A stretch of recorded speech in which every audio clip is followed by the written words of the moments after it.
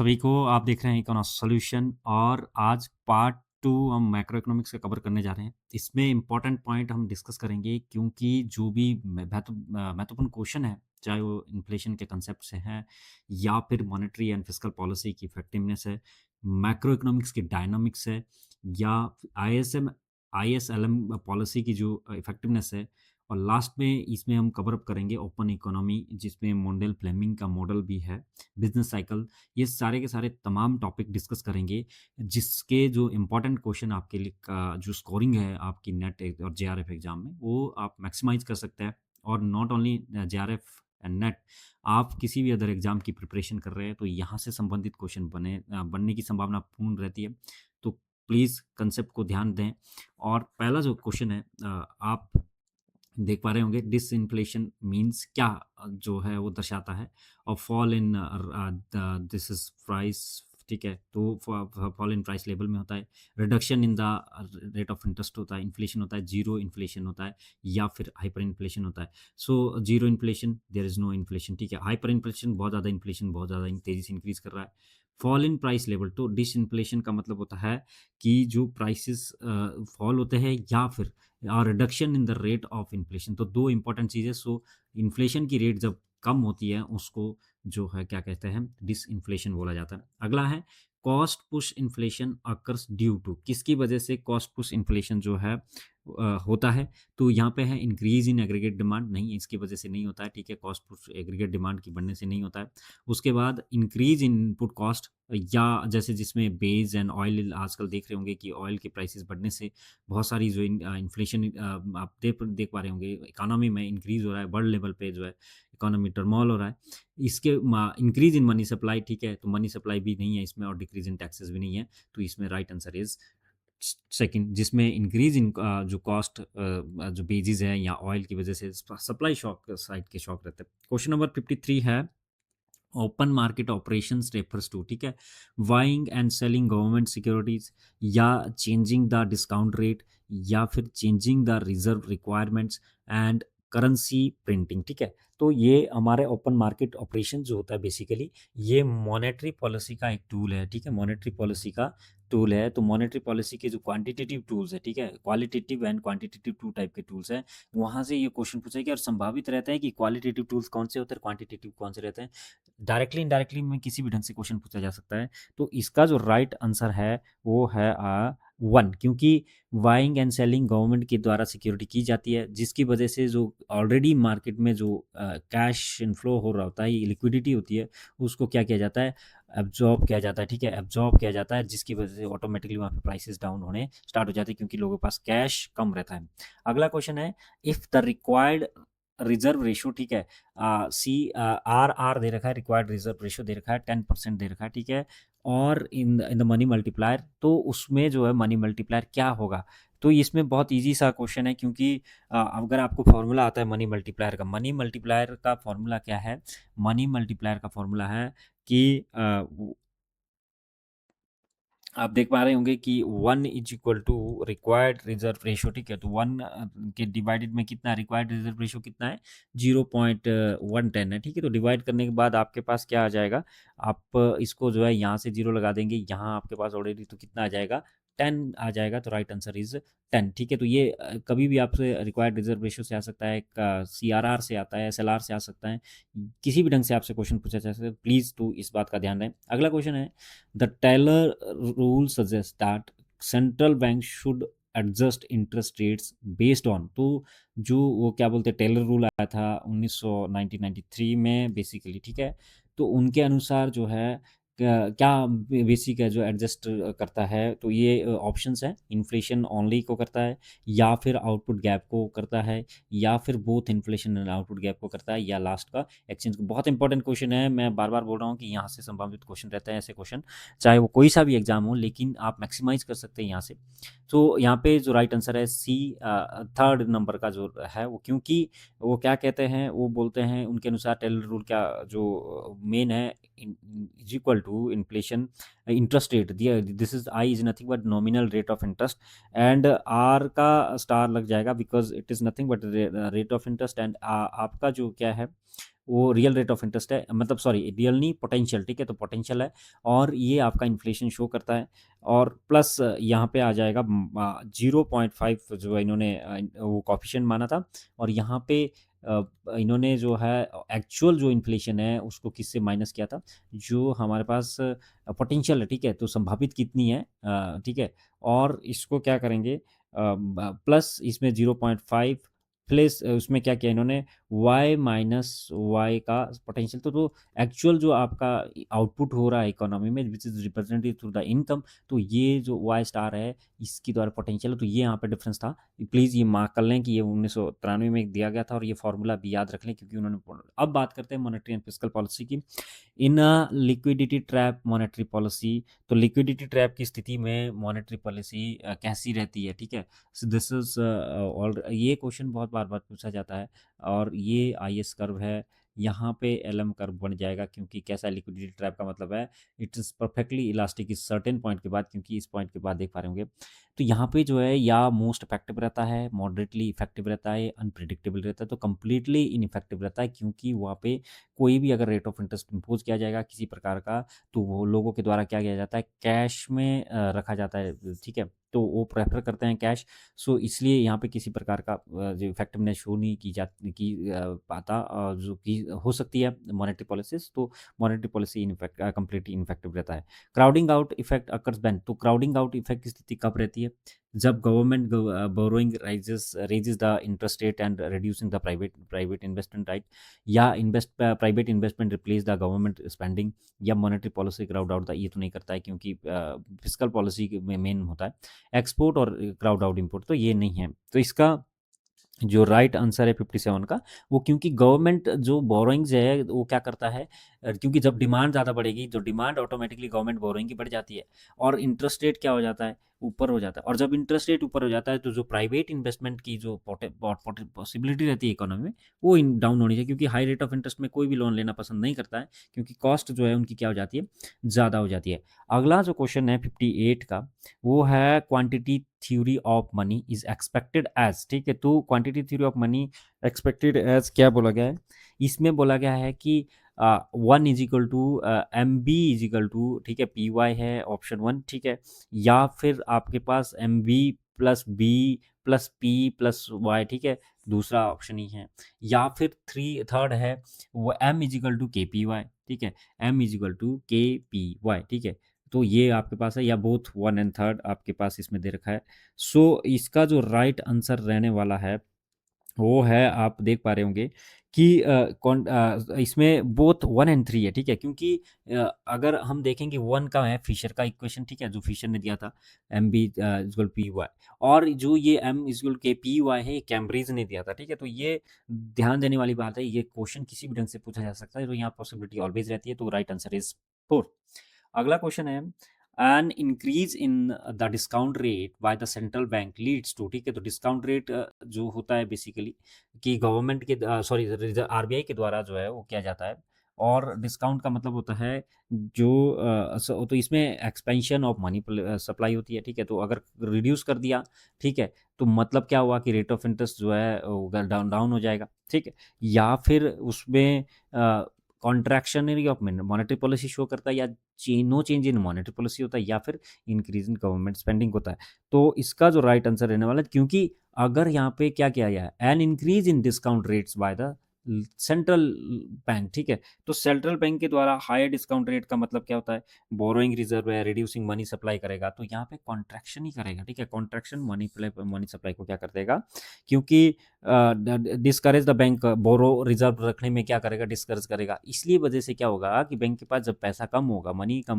कम होने से क्या हो जाएगा ऑटोमेटिकली कॉन्ट्रैक्शनरी, और वहाँ पे सर्कुलेशन इन द जो आपका क्या बोलते हैं इकोनॉमी में वो कम हो जाएगा, जिसकी वजह से क्या होता है कॉन्ट्रैक्शनरी होता है। इफ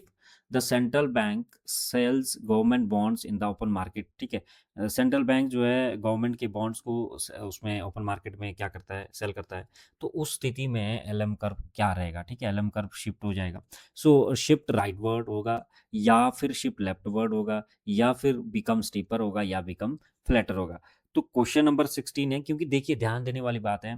कि मैंने पहले ही बोला था कि गवर्नमेंट जब क्या करते हैं बॉन्ड्स को डिमांड बढ़ती है, तो बॉन्ड की डिमांड जब होगी तो ऑटोमेटिकली उसमें क्या होता है, money supply, this is money supply and this is demand for money, ठीक है। अब क्या होता है कि उसके द्वारा सेंट्रल बैंक के द्वारा गवर्नमेंट उसको सेल किया जाएगा, मीन वाइल वहाँ पे मनी सप्लाई को क्या किया जा रहा है, रिड्यूस किया जा रहा है। और जब मनी सप्लाई को रिड्यूस किया जाएगा तो आप देख पा रहे होंगे यहाँ पे कि पहले रेट ऑफ इंटरेस्ट यहाँ पे था R1 पे था, अब रेट ऑफ इंटरेस्ट R2 पे हो गया, ठीक है, ऊपर की तरफ बढ़ गया। तो ये ध्यान देने वाली बात है कि यहाँ पे किधर की शिफ्ट हुआ और कब बढ़ा ये रेट ऑफ इंटरेस्ट ऊपर की तरफ, क्योंकि यहाँ पे M से M2 हो गया बैकवर्ड, तो बैकवर्ड का मतलब लेफ्ट साइड शिफ्ट हो गया। अगला जो क्वेश्चन है वो इजी सा क्वेश्चन है, जिसमें पूछा गया है कि velocity of money is defined as, ठीक है, तो मनी की वेलोसिटी कैसे डिफाइन की जाती है, और ये बहुत इजी है, बार बार क्वेश्चन आता रहता है यहाँ से। So option is M is equal to P Y divided by M, या M डिवाइडेड बाय Y, या Y divided by M। So right answer is P Y divided by M। तो हम इसको क्या करेंगे, वेलोसिटी को कैसे निकाल सकते हैं, वेलोसिटी इज इक्वल टू कैसे निकाल सकते हैं,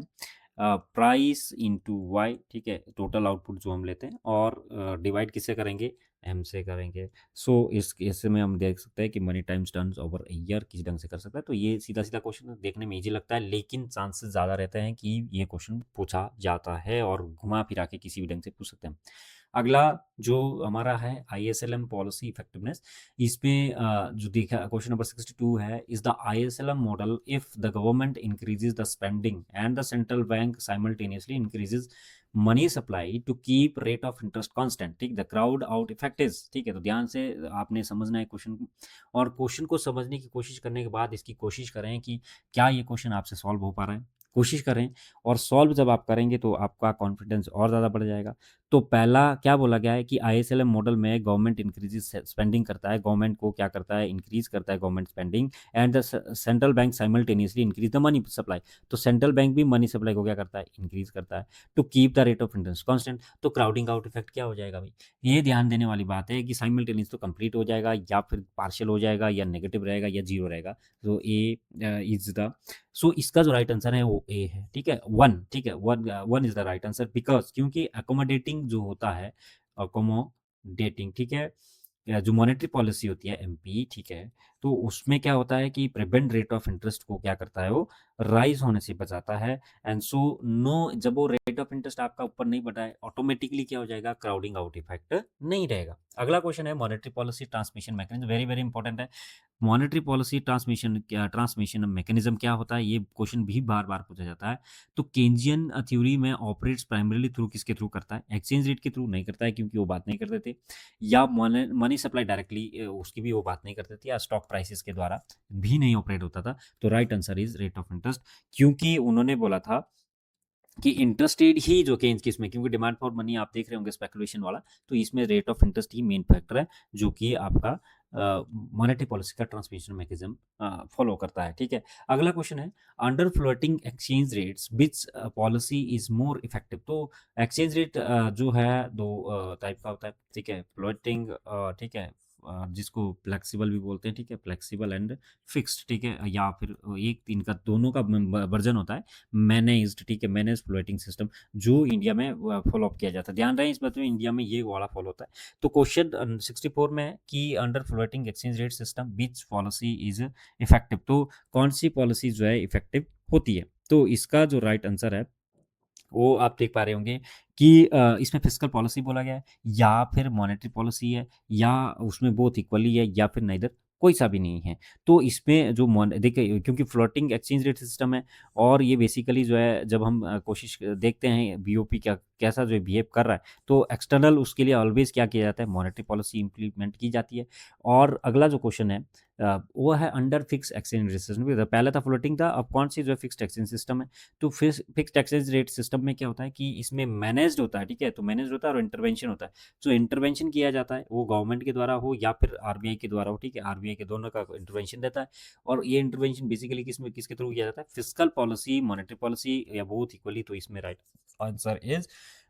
1, क्योंकि फिजिकल पॉलिसी के द्वारा इसको क्या किया जाता है, मॉनिटर किया जाता है, और डिफेंड किया जाता है, क्योंकि पैरिटी भी बोला जाता है, हाईली इफेक्टिव होता है, ठीक है। अगला क्वेश्चन है द इम्पॉसिबल ट्रिनिटी ट्रायलमा, ठीक है। ये मैंने बार बार अपनी इसमें भी वीडियो में भी कवर किया था, जो सेट की जो हमने रिवीजन की थी, और जहाँ पे मैक्रो इकोनॉमिक्स की रिवीजन की बात हुई है, that country can not be simultaneous, और ये क्वेश्चन बार बार रिपीटेडली आता रहता है। फिक्स एक्सचेंज रेट सिस्टम है, ठीक है, ट्रायलमा की ट्रिनिटी की बात की है, या फ्री कैपिटल मोबिलिटी, या इंडिपेंडेंट मॉनेटरी पॉलिसी। अगला है फ्लोटिंग रेट्स, कैपिटल कंट्रोल और फिस्कल ऑटोनॉमी, या low inflation, high growth and low unemployment, and balance budget and trade surplus and